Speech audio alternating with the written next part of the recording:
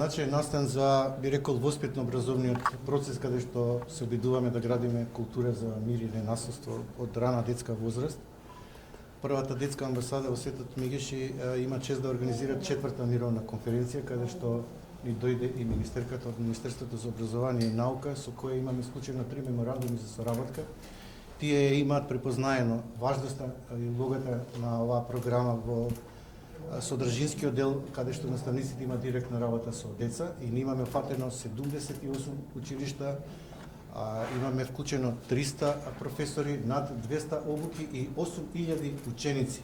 Тоа е една навистина уникатна бројка и репрезентативна, каде што во континуитет веќе 15 години работиме на оваа програма со намера да направиме општествена подобра, благодет, поправеден свет за децата во кој децата на поинаков начин ќе комуницираат меѓу себе, нема да се соочуваат скатадневно со насилство, меѓуврстничко, сајбер насилство и други форми на злоупотреба на децата во училишниот двор и во самиот процес на спроведување на наставата.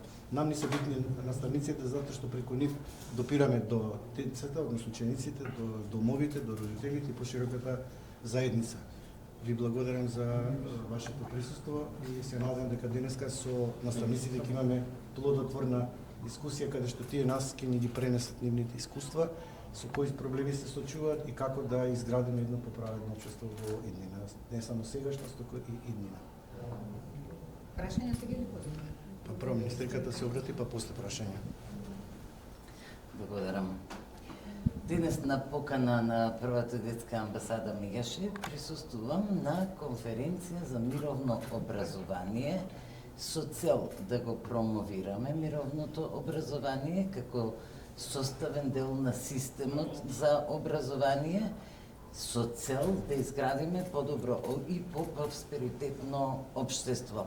Зошто е важно, уште еднаш да повториме, затоа што мировното образование гради личности со вредности, личности кои ќе знаат да ја почитуваат и да ја ценат толеранцијата, вербално да ги решаваат конфликтите, да ги разпознаваат различностите и да се гордеат со нив, а не да ги сметаат за недостиг, личности зрели кои во иднина ќе можат да градат современо и напредно општество.